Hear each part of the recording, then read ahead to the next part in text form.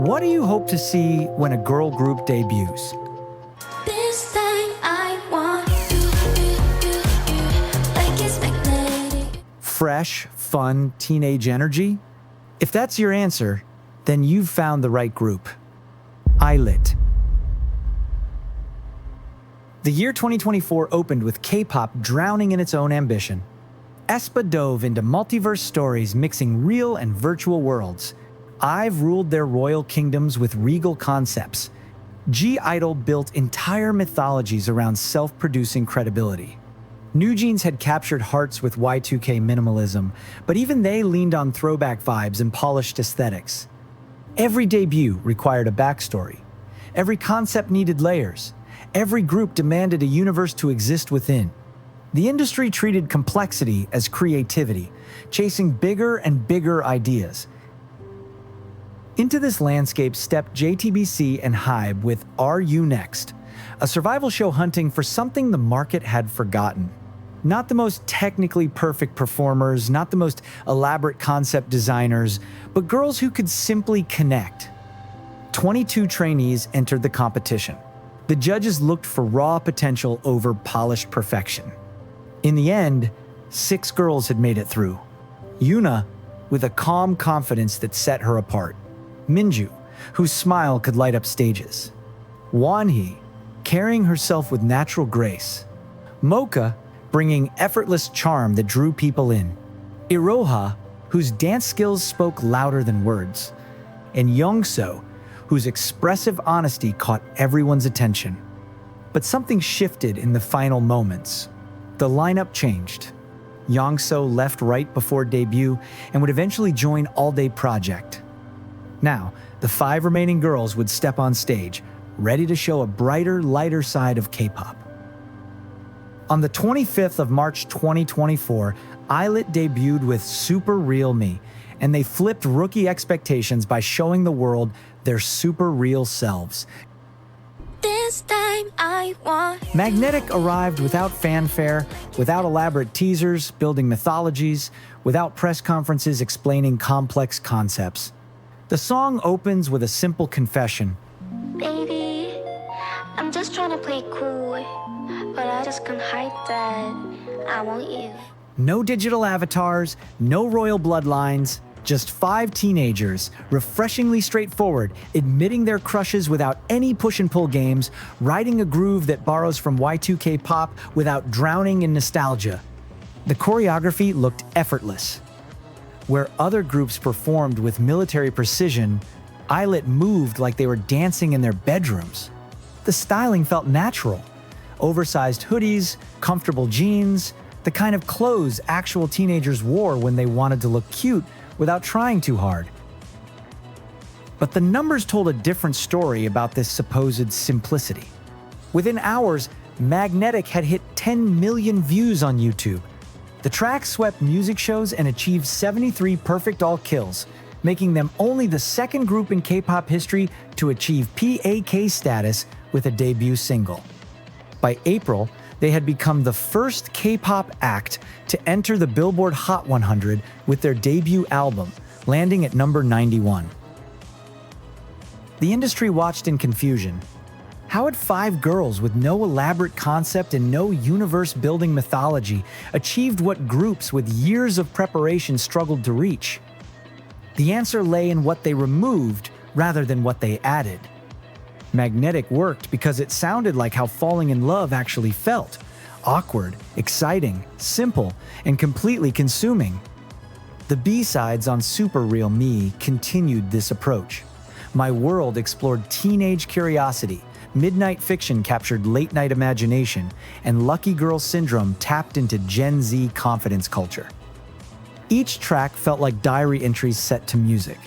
No grand narratives, no complex metaphors, just 5 girls documenting what it felt like to be young and hopeful in 2024.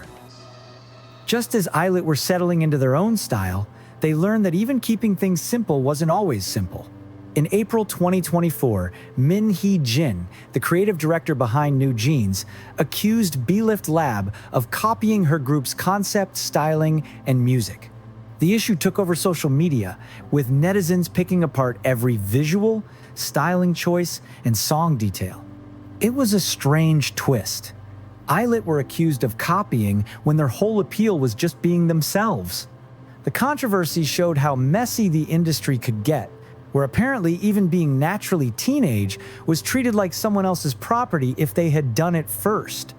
Through it all, ILLIT continued promoting Magnetic and appearing on music shows, rolling with the attention, staying fun, genuine, and completely themselves. The noise kept buzzing, but Magnetic kept climbing. Fans didn't bother with debates. The music felt real, and that was enough. By summer 2024, things started looking up for ILLIT. Magnetic continued its chart domination, eventually becoming one of the year's biggest hits. Global media picked up on them too, separate from all the K-pop noise. NPR named them among the best new artists to watch. Billboard included them in multiple year-end lists. NME praised their fresh approach to pop music. But the real highlight came in October, with their first comeback. Cherish My Love arrived 7 months after their debut, carrying the same freshness that made them special. The song maintained their signature directness. You know what? Not even God can stop me. I like you. While adding new layers that showed their growth. The album also featured a pop electronic track that became a huge hit despite being a B-side. NME highlighted it for its unapologetic chiptune-heavy fare, showing ILLIT could experiment without losing themselves. Their live performances during this period revealed how much they had matured as performers while keeping their natural chemistry. The choreography for Cherish looked more polished than Magnetic, but still felt like 5 friends dancing together rather than a calculated performance. They started landing brand partnerships with high-end brands like Acne Studios. Magazine shoots showed off their personalities while still keeping that group vibe. You could see each member starting to shine in her own way. By the end of 2024, ILLIT had filled K-pop with their freshness. When award season hit, ILLIT swept up rookie wins. What got them there wasn't hype or campaigns, just the fun, straightforward music of 5 girls doing what they loved. The momentum carried straight into 2025, showing that their charm worked just as well beyond debut year.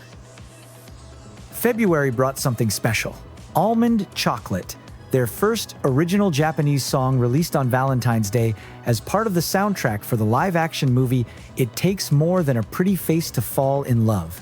The track marked a softer side of ILLIT, trading their usual upbeat energy for something more delicate and romantic. The sweet vocals showed they could pull off tender songs just as well as their upbeat ones. A Korean version followed on March 10, giving both markets a taste of ILLIT's growing range. Summer brought their 3rd mini-album bomb, led by Do the Dance. It was fun and free-spirited like always, just with extra polish and confidence shining through. The song invited everyone to just move, capturing that carefree spirit that had always defined ILLIT, but with more confident production and stronger vocal performances. July saw them release a music video for the B-side. Hey, hey, hey, boy, you make me jealous. Fans latched onto it instantly, a reminder that ILLIT's albums had more than one song worth putting on repeat. With its playful energy, the song showed another side of the group while keeping things light and fun. September brought their official Japanese debut with Tokyo Tamare. And just like in Korea, fans in Japan connected right away with their fun, down-to-earth style. Each release in 2025 showed the same thing. No matter the language or stage, ILLIT kept the magic that made them click from the start.